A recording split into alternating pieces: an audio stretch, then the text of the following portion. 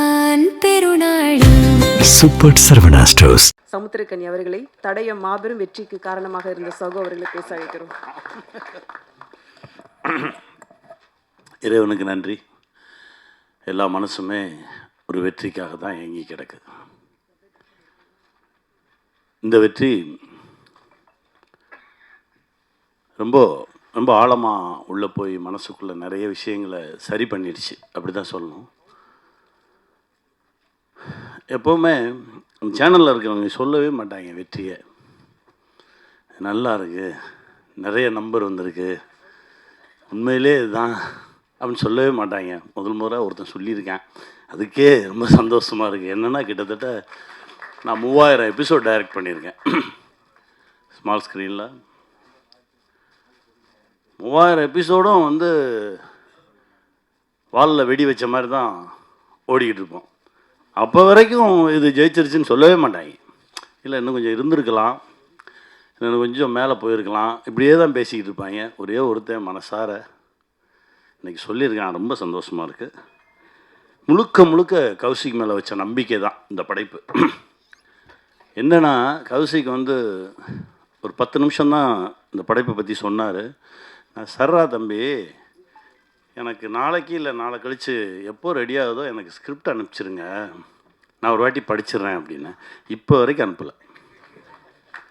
அண்ணே 4 எபிசோட் ரெடியாக இருக்குண்ணே, இந்த மீதி 2 வந்தோடனே உங்களுக்கு நான் அனுப்பிச்சிடுவேன். இதையே சொல்லிக்கிருந்தாங்க. ஒரு முறை நம்பிட்டோம்னா அதுக்கப்புறம் கண்ணை மூடிட்டு பின்னாடி போயிடணும். அங்கே போயிட்டு ஒரு சமயக்காரன் தான் இருக்கணும், அப்போ தான் அந்த சமையல் நல்லாயிருக்கும். ஆளாளுக்கு போய் உப்பள்ளி போட்டுறக்கூடாதுல்ல. அதனால் பேசாமல் சரி ஓகே என்னமோ செய்கிறாங்க, சரி சரியாக செய்கிறாங்க, அது வரைக்கும் சந்தோஷம் அப்படின்னு சொல்லிட்டு பின்னாடியே போனது தான். கண்ணை மூடி முழிக்கிறதுக்குள்ளே ஒரு பெரிய ஒரு வெற்றியை பார்க்குறதுன்றது இறைவன் கொடுத்த சக்தி. என் தம்பி கௌஷி, என் தம்பி அஜய், நவீன், இன்னும் இதில் உழைச்ச கே சார், எல்லாருக்குமே இந்த வெற்றியில் பங்கு இருக்குது. அந்த குட்டியோண்டு லென்ஸ் வச்சு பார்த்த அந்த சார் அவ்வளோ ஆழமாக மனசில் பதிஞ்சிருந்தார். அவர் தான் கதையோட டேர்னிங் பாயிண்ட்டே. ரொம்ப சந்தோஷமாக இருந்தது. எல்லாத்தையும் திரும்ப பார்க்க நான் தான் சொன்னேன், டே எல்லோரும் திரும்ப சந்திச்சிடுவோம். அப்புறம் நீ எங்கே இருக்க, நீ வருவியா, நான் வந்துடுறேன் அப்படின்னு சொல்லி தான் சந்தித்தது. ரொம்ப மகிழ்ச்சி. இதையெல்லாம் தாண்டி ஒரு அப்பா கிட்டேருந்து பிள்ளைக்கு கிடைக்கிற அங்கீகாரம் இருக்குது பார்த்தீங்களா, அது மிக பெருசு. அது ரொம்ப சீக்கிரமாகவே அஜய் கிடச்சிருக்குன்றது எனக்கு ரொம்ப பெரும் மகிழ்ச்சி. ஏன்னா ஊரெல்லாம் போய் ஜெயிச்சுட்டு வந்துடுவோம், வீட்டுக்குள்ளே மட்டும்தான் கிடைக்கவே கிடைக்காது. அந்த லுக்கே ஒரு மாதிரி இருக்கும். அனுபவிச்சிருக்கியா? எனக்கு எப்படி தெரியும் இதை பற்றினா, நம்ம அப்பான்னு ஒரு படம் பண்ணும்போது பெரிய பெரிய ஆளுமைகளை அவங்க அப்பாவை பற்றி பேச சொல்லி கேட்டேன், நீங்கள் பேசுங்க. அப்போது பிரியதர்ஷன் சார் சொன்னார், அதாவது எனக்கு சிபிஐயில் ஜாப் கிடச்சிருச்சு, அதுக்கு இன்டர்வியூ கூப்பிட்ருந்தாங்க. அந்த இன்டர்வியூ போகிற அன்னைக்கு தான் இங்கே பாசில் சார்கிட்ட அசிஸ்டன்ட் டைரக்டராக ஒர்க் பண்ண வர சொல்லியிருந்தாங்க. ஸோ அந்த இன்டர்வியூக்கு போகிற பேப்பர் எடுத்து தலையணை கவருக்குள்ளே வச்சுட்டு நான் இங்கே போயிட்டேன். ஒரு வாரம் நான் ஒர்க் பண்ணிக்கிட்டு இருக்கேன். திடீர்னு ஒரு நாள் எங்கள் அப்பா வெளியில் உட்காந்துருந்தார். அந்த இன்டர்வியூ போனியா அப்படின்னு கேட்டார். இல்லை அது போனேன் வந்தேன் அப்படின்னு ஏதோ ஒன்று சொன்னேன், ஒன்றுமே பேசலை. அப்படியே நான் முறைச்சி பார்த்தாரு. இனிமேல் என் கூட பேசாத அப்படின்னு சொல்லிட்டு போயிட்டார். இதற்கு பிறகு கிட்டத்தட்ட 70 படம் டைரக்ட் பண்ணியாச்சு, ஊரே கொண்டாடுது. ஆனால் அப்பா மட்டும் பேச மாட்டேன்றார். ஸ்டேட் அவார்ட்ஸ் வருது, பேசலை. தேசிய விருதுகள் வருது, பேசலை. கடைசி பத்மஸ்ரீ விருது வாங்குறாரு. வாங்கிட்டு வீட்டுக்கு போகும்போது அதே அப்பா, சாரிடா நீ சரியான வழியை தான் தேர்ந்தெடுத்திருக்க அப்படின்னு சொல்லி தோளில் தட்டி கொடுத்தாராம். இது நடக்கிறதுக்கு 30 வருஷம் ஆச்சு அப்படின்னு.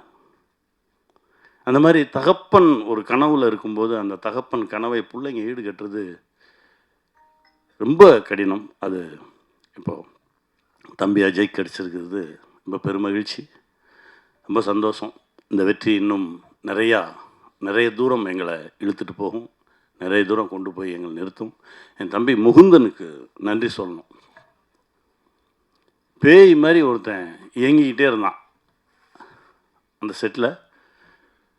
ட்ரெய்லர் ரிலீஸ் அப்பவும் வரல, ஜெயிச்சதுக்கப்புறம் வரல. எங்கடான்னு கேட்டால் இப்போ எங்கேயோ பக்கத்து மாநிலத்தில் அடுத்த படைப்பில் இருக்கான் அப்படின்னு சொன்னாங்க. ரொம்ப சந்தோஷமாக இருந்தது. பெரிய பெரிய ஆளுமையான இடம் அந்த தம்பிக்கு கிடைக்கணுன்றா தம்பி.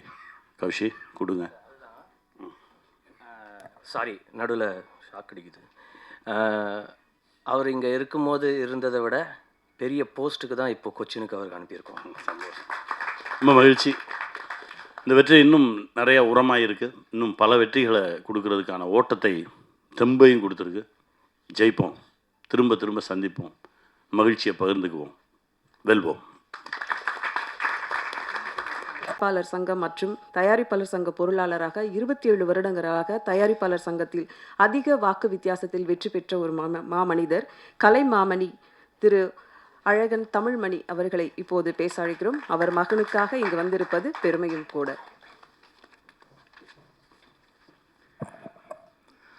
என் அருமை சகோதர சகோதரி பத்திரிகையாளர்களே, நான் உங்களில் ஒருவன். என்னுடைய வாழ்க்கை உங்களிடம்தான் தொடங்கியது.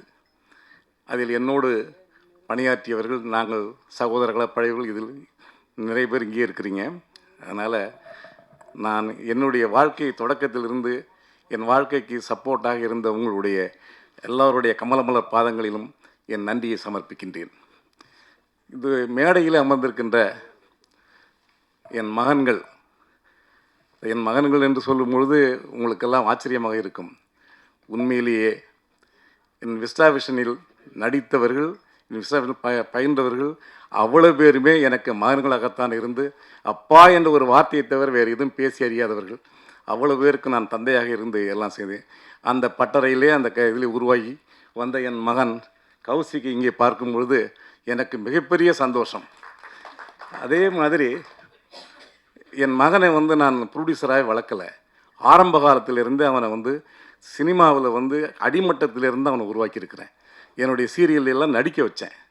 அதுக்கு பிறகு தான் நீ ப்ரொடியூசராக வரணும், முதல்ல என்ன மாதிரியே வான்னு சொல்லி கொண்டுட்டு வந்தேன்.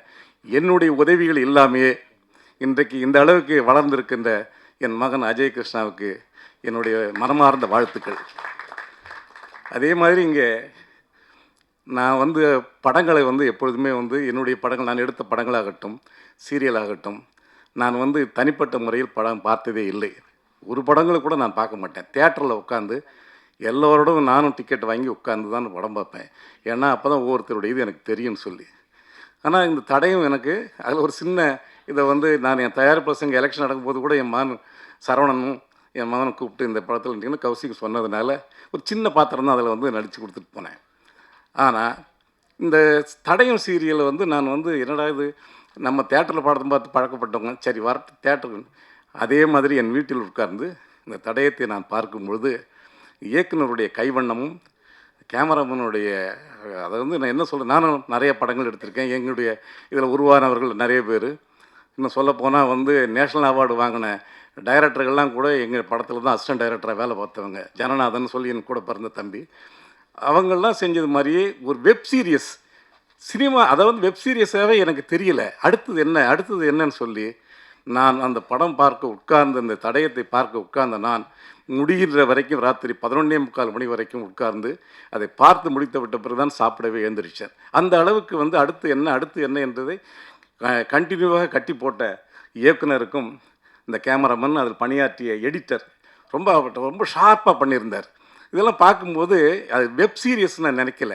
ஒரு திரைப்படம் எப்படி எடுக்கப்பட்டிருக்கின்றதோ அந்த திரைப்படமாக உருவாக்கிய இந்த குழுவினருக்கு என் மனமார்ந்த நன்றியினையும் வணக்கத்தையும் தெரிவித்துக் கொள்கின்றேன். அதே மாதிரி நான் சீரியலுக்கு புதியவன் அல்ல. நான் ஆரம்ப காலத்திலேயே, அதாவது 99லேயே நான் மங்கை என்ற சீரியலை சன் டிவியில் மதியத்திலே நான் ஆரம்பித்த மெகா தொடர், இந்தியாவிலேயே மதிய நேரத்தில் மெகா தொடரை ஆரம்பித்தவன் நான் என்ற பெருமைக்குரியவன் நான். அதே மாதிரி தான் மறுபடியும் படங்களையும் நான் ஒவ்வொரு படங்களையும் எடுத்த படங்கள் எல்லாமே 200 நாள் 150 நாள் போடிய படங்களை தான் எடுத்தேன். அதற்கு பிறகு நான் அப்படியே படத்துறையில் ஒதுங்கி சின்னத்திரைக்கு போய் இன்றைக்கு சின்னத்திரையின் சார்பில் தான் எனக்கு கலைமாமணி விருது அரசாங்கத்தால் கடந்த 3 மாதங்களுக்கு முன்பு கொடுக்கப்பட்டது. அதே மாதிரி கலைத்துறையினுடைய சின்னத்திரையினுடைய வாழ்நாள் சாதனையாளர் விருதையும் 2 வாரங்களுக்கு முன்பு தமிழக அரசு எனக்கு வழங்கியது. இவைகள் அனைத்துக்கும் எனக்கு முந்துகோலாக இருந்தது, என்னை தூக்கி பிடித்து நிறுத்தியது சின்னத்திரை. இந்த சின்னத்திரை தான் என்னை வாழ வைத்தது. நான் சின்னத்திரையில் சம்பாதித்து தான் நான் பட்ட கடன்களை எல்லாம், பெரிய திரையில் பட்ட கடன்களை எல்லாம் அடைத்தேன் என்பதை கூறி, சின்னத்திரையிலே என் வாழ்நாள் பூரா கடைசி வரைக்கும் நான் அதை கழிக்க வேண்டும் என்பதற்கு என் மகனையும் திருப்பி அதே சின்னத்திரைக்கு ஒப்படைத்திருக்கின்றேன். அவனுடைய வாழ்வில் நீங்கள் எல்லோரும் பங்கு பெற்று அவனை வாழ்த்தி அவனுக்குரிய ஊக்கத்தையும் கொடுக்க வேண்டும் என்று கூறி விடைபெறுகிறேன். நன்றி, வணக்கம். நன்றியா, உங்களுடைய வாழ்த்திற்கும் வருகைக்கும் எங்களுடைய நன்றி. என் மகன் சமுத்திரக்கனியை பற்றி நான் கூறாமல் விட்டதற்கு மிகவும் வருத்தப்படுகின்றேன். என் மகனை எப்படின்னு சொன்னால், சில நேரங்கள் தோண்டு போயிடுவாப்புல. ஏன்னா வாழ்க்கையில் வந்து அடிங்கிறது எல்லாருக்கும், நான் பட்ட அடியெல்லாம் வந்து கொஞ்சம் நஞ்சம் இல்லை. அதே மாதிரி என் மகனும் வாழ்க்கையில் ஆரம்ப காலத்தில் கொஞ்சம் நஞ்சம் அடி இல்லை, அவ்வளோ அடி. அந்த அடிப்பட்ட நேரங்களிலெல்லாம் நான் உறுதுணையாக இருந்த, மகனே நீ வெற்றி வருவாய் என்று கூறி அவருக்கு நான் வந்து ஊக்கம் கொடுத்தது அந்த தகப்பன் என்ற முறையிலே நான் என் மகனுடைய இன்றைய வெற்றியை பார்த்து சந்தோஷப்படுகின்றேன். என் மகனோடு 2-3 படங்களில் நடித்ததை நான் பெருமையாக கருதுகிறேன் என்று கூறி விடைபெறுகிறேன். நன்றி, வணக்கம்.